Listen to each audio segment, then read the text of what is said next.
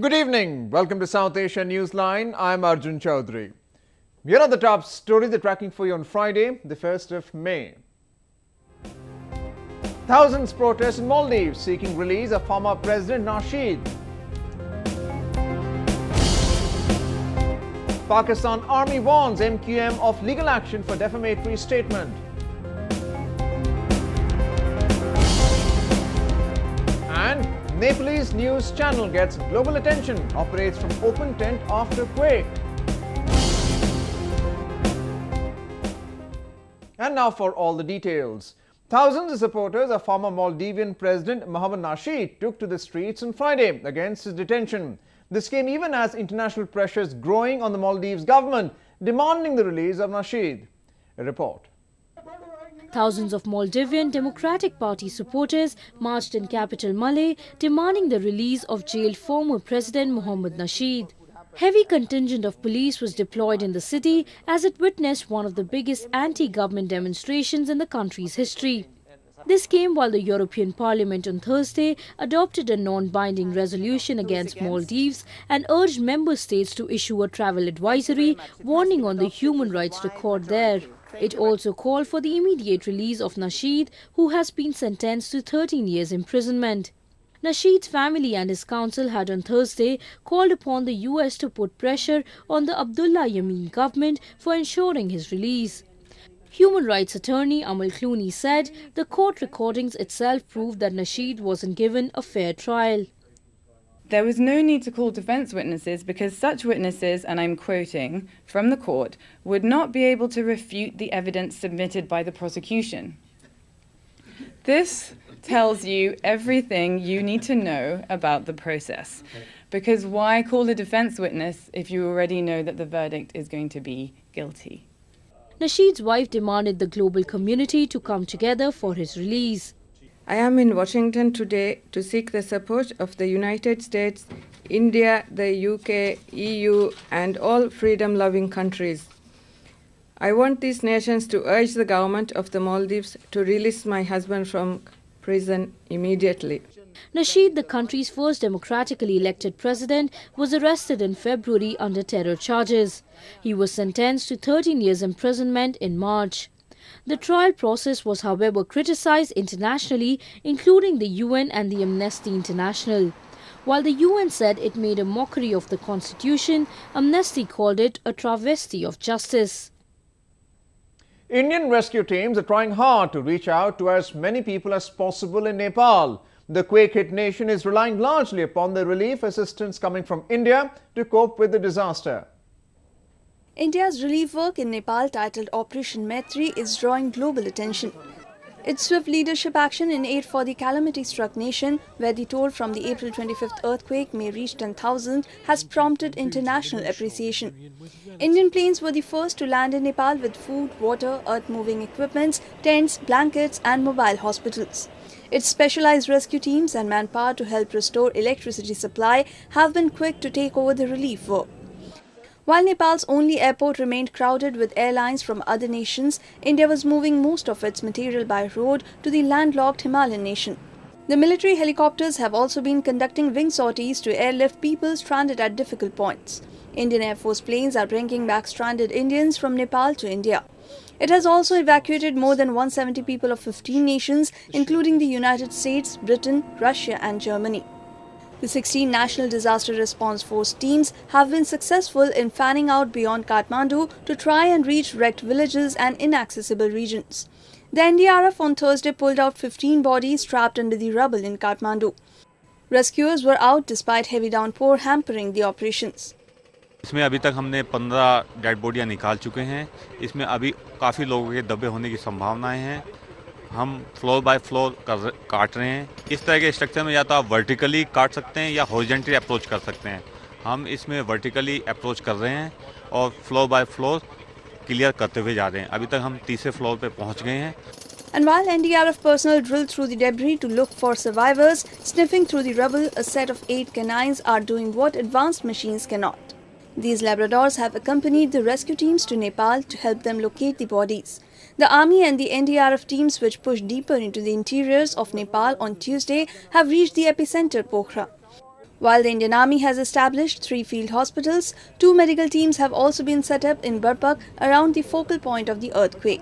The NDRF on Thursday confirmed of dispatching a total of 8,450 tents to Nepal. According to the force, it has so far saved 11 injured people and has retrieved 115 bodies, apart from recovering currency notes worth $2,000 along with gold jewelry. Pakistan Army has warned Muttahida Aqwami Movement Chief Altaf Hussain of legal action for giving insulting remarks against it. Hussain had criticized the army and Pakistani security agencies for targeting his party and supporters.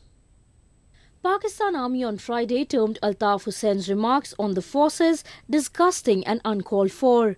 Asim Bajwa, the spokesperson of the Pakistan Army, also warned of legal action against those making such remarks. The army's sharp reaction comes hours after Hussain criticized the military while addressing his supporters via telephone and said his party had always been discriminated.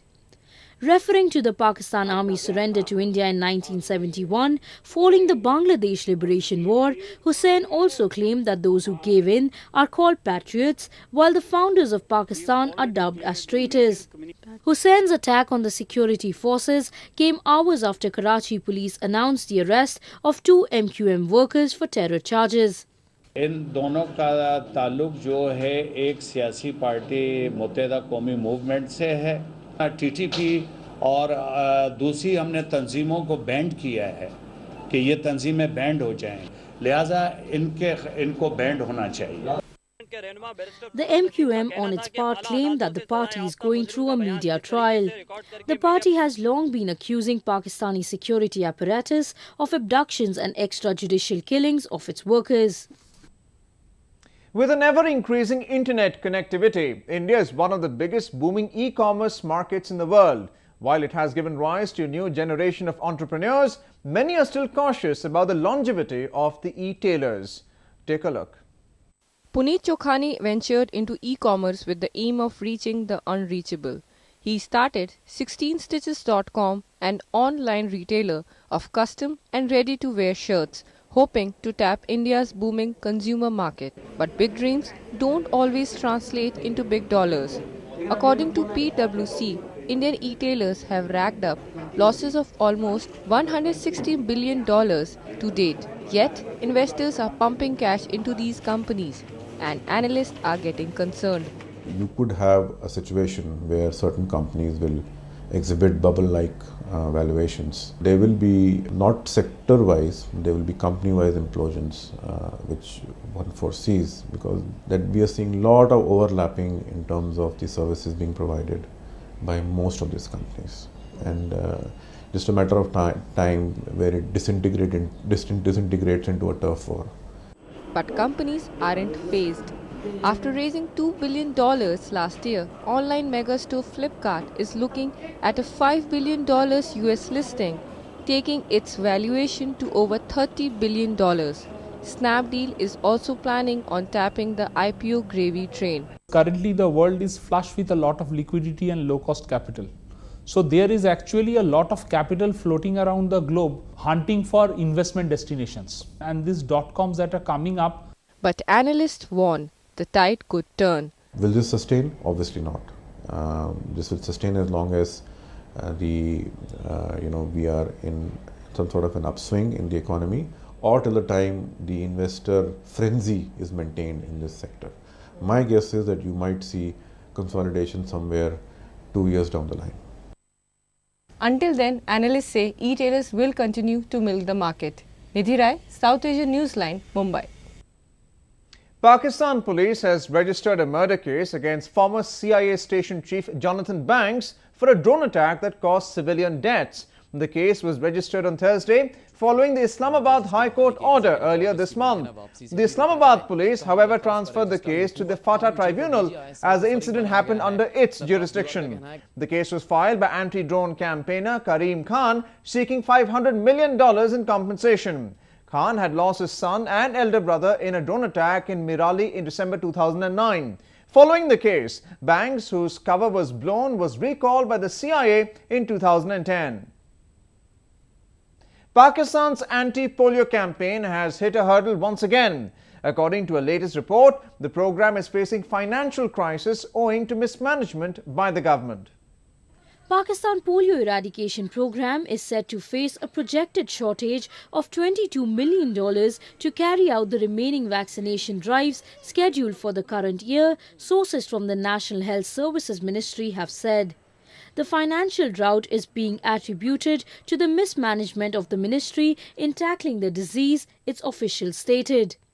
Around 17 rounds of inoculation drives which were carried out this year took place in an uncoordinated manner, sometimes overlapping with one another. The monetary crisis may give a major jolt to Pakistan, which is one of the top hotbeds of polio virus globally. The anti-polio campaign has already been severely hindered by militant attacks on polio aid workers, apart from families refusing to vaccinate their children due to terror threats. Pakistan is now believed to seek help from International Islamic Bank or World Bank to address the shortfall. According to reports, around $331 million needs to be pumped for 2016 to 2018 to curb the spread of the crippling virus. Pakistan, which has been fighting against polio, has however witnessed a decline in number of cases from 58 last year to 22 so far this year. This comes as the military claimed to have been successful in clearing out militants from a large part of tribal areas, the hub of polio virus in the country. They say it takes will and courage to keep the show going despite being struck by catastrophe. Making a mark in the world of media is this news channel, which is defying all odds to deliver the needful. Let's take a look. Nepal turned into a heap of rubble minutes after being hit by a 7.9 magnitude earthquake last Saturday. But for the crew members of Kantipur TV, it did not take them more than 4 days to reappear on the national television. The leading broadcaster of Nepal, which faced acute damages in terms of infrastructure and logistics, fought against the disaster and began its telecast from a makeshift tent.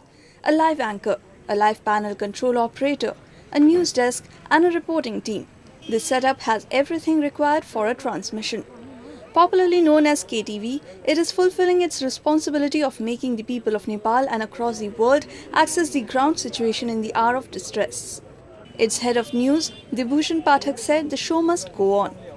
There are a few factors that have encouraged us or we should not stop the show because we have a very creative and very dynamic team. We have a very strong engineering team, the production team.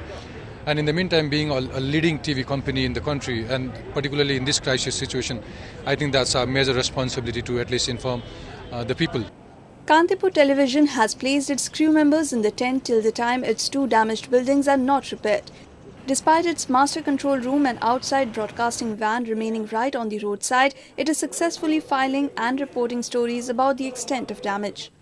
Working 24 hours, it was the first television network to provide live footage of the earthquake, with its feeds being picked up worldwide by most of the news agencies and channels. The world media is not shying away from calling it a story of determination. Well, that's the way it was in South Asia this evening. Before we conclude the top stories, once again. Thousands protest in Maldives seeking release of former President Nasheed. Pakistan Army warns MQM of legal action for defamatory statement. And Nepalese news channel gets global attention, operates from open tent after quake. Now our viewers can watch the show on SouthAsiaNewsline.com. You can also visit us on Facebook.com/SAsiaNewsline and follow us on Twitter @SAsiaNewsline. And that's all in tonight's edition. We'll see you same time next week. Have a great weekend and good night.